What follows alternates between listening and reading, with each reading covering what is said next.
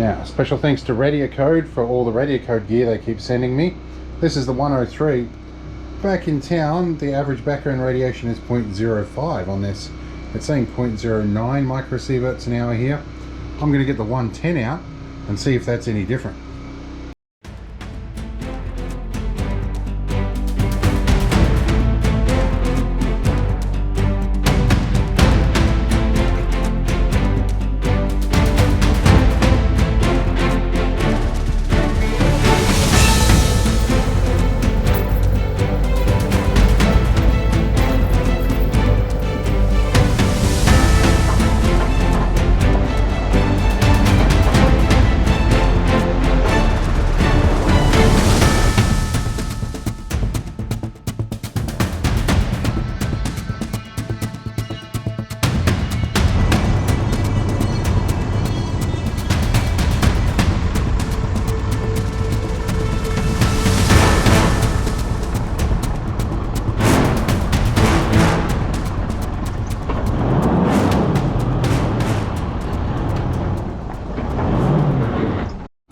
Now, I bought the whole shebang with me today, including like the extendo stick.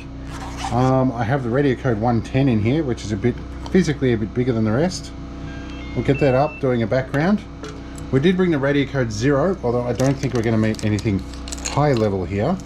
But I've got the Radiacode 0 with me as well, in their PCU1 case, which is very robust actually. And given how rough the trip was out here, yes.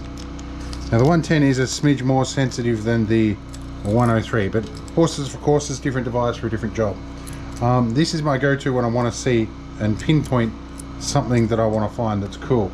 The 103 is my daily carry. It's a bit lighter and it goes in my shoulder bag, and it's got quite good battery life. So I use it for a lot of things, and it's quite sensitive for what it is, certainly more than my old 101 was. And it's good for finding uranium glass and things like that. This, I want to see if I can find some actual uranium ore out here, being as it's a gold mining area. One of the other things Radiacode sent me is their extendable rod here, which is good. I can scan the ground. I'm going to go for a quick walk with this. Now, we are outside mobile signal, so we're going to experiment and see what happens with this outside signal range. We've got flight mode on as well, because it's just a waste of battery otherwise. Got our 110 on here. I'm going to restart the accumulation as well. Under spectrum, restart accumulation, and that'll give us an idea. And we're going to try and map the area out here. Even though I won't have GPS signal, it should still give me, or won't give mapping signal, I won't have data. So I hope it'll just give it to me on a map, and we'll see what happens. Alright, so I've got no sat map data, but we are going to get GPS signal by the look of things. And it looks like we do have, I can't zoom in, or maybe I can one-handed. So we do have some datum points coming up on the map. So we're using raw GPS. We're going to have a walk and see what we can find. Alright, we have GoPro on a stick with a Radiacode. See what we can do with this. Alright, we're going to have a poke around all this stuff. You know what we should do? We should rotate this so the camera can see it. Oh, straight away we've got an increased reading, 13. Alright, that's pretty cool. Alright, so I moved things around so you can see what's going on the screen. Straight away we got an elevated reading out here, all around the rock nubs. And these rock nubs are all from the track out here. We'll have a look. Now there are some old mine shafts down the track here a bit. We're going to go for a bit of a walk, see if we can find them.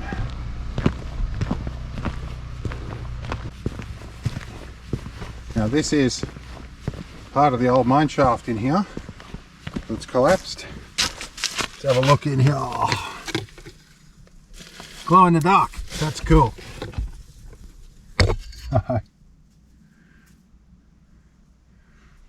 Oh, we're definitely getting an extra reading in here. It might be radon gas. Look at that. Bluetooth dropped. So we have about a reading of about 20 in there, and the Bluetooth dropped. So we're definitely getting possibly radon gas out of the mine there. There's another part entrance in here for it. Have a look. This is another entrance to the mine shaft. Looks like somebody's been using it for other uses in here. Let's have a look. Yeah, we're definitely increasing in reading here.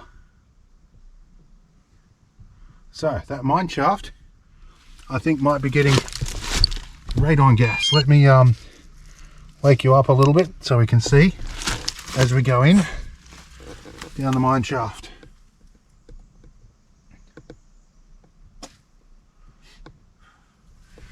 You know what I might do? I might later tonight come and hide this down the shaft a little bit and let it get a spectrum overnight, and we'll see exactly what it is down there. So 110 is very good at it. Have some private property here we're not going to violate, but down there, that is another entrance to a mine shaft in there as well. But that is obviously on private property, we're not going to mess that. And this is former site of a bootmaker, if you're interested in that. There's some of the story in the background there. So yes, so there is, I would say there's radon gas coming out.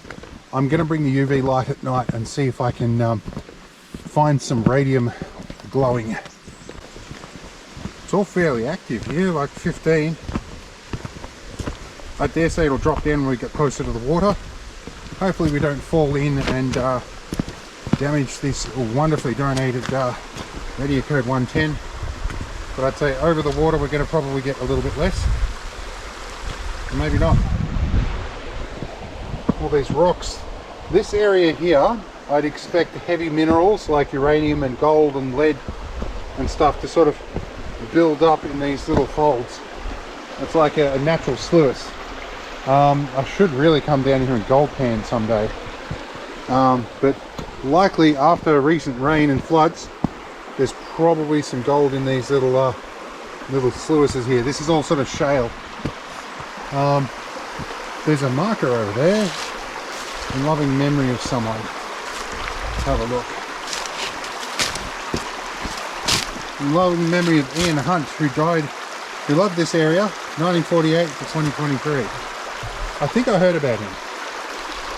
Now we're not walking up the river today. I'm going to check out the other mine shaft. Let's go for a wander up this way.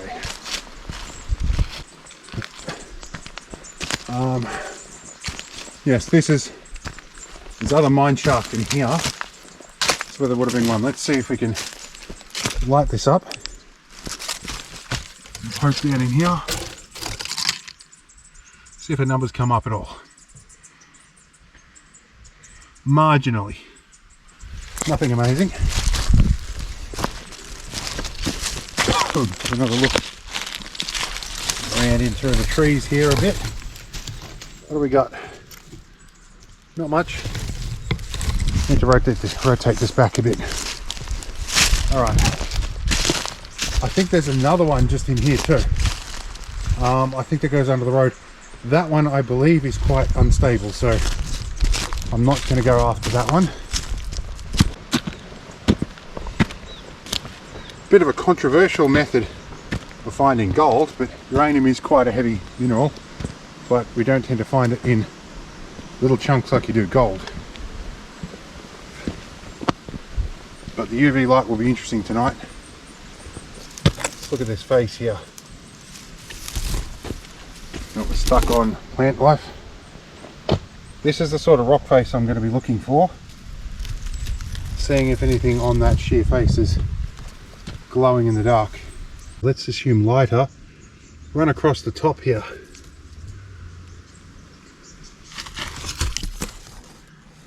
Yeah, I think I'll come back and I'll put it down that hole with the long stick and run a spectrum for a few hours. 20 minutes later. Alright, so we're back with an improvised apparatus. We've got my pick handle off the 4B here. I'm going to duck around down here where people have obviously been shitting. So it's in a black plastic bag. We're going to sit it down there. We're going to come back and get it later and let it do a spectrum. And I'm going to go onto the app and tell it to restart the spectrum now. It's been a couple of hours, so my cameraman's going to get the Radiacode 110 and we'll check the spectrum when it gets back. It is just starting to get dark here, and yeah, I'm just about to make a cup of tea and settle for the night. Get a fire going. At some point we'll get the fireplace inside going and we'll retreat and watch some videos.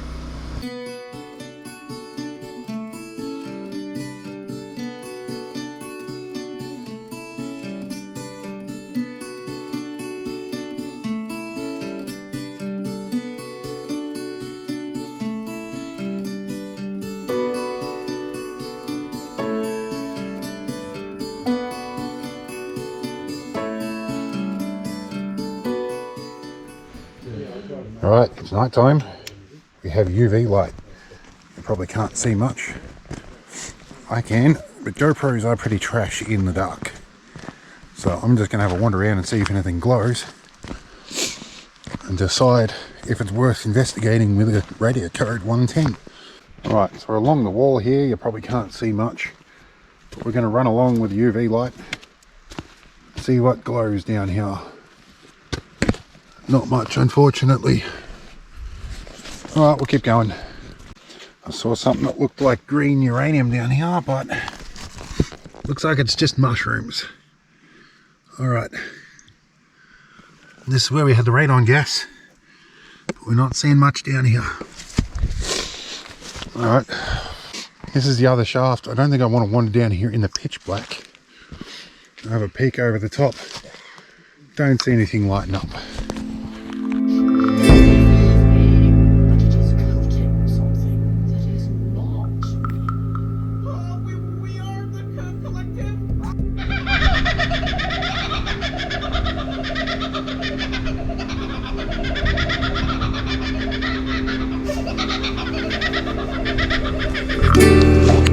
Nothing here to burn down while I'm down the bottom.